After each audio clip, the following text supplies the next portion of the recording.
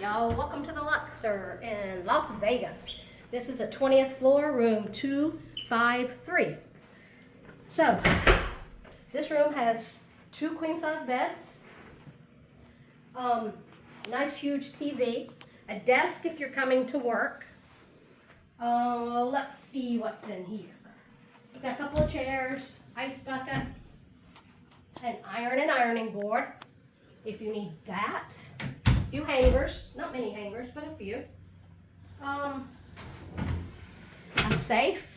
Safe's always important whenever you come to Vegas.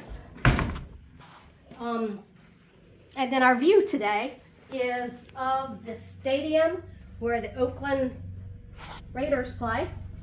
And we got some pools down there.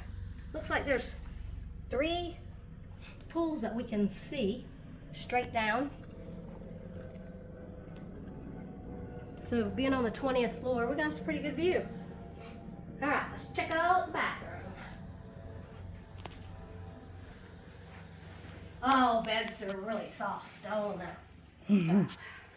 Come on this way. So, bathroom's big. You do have a hair dryer.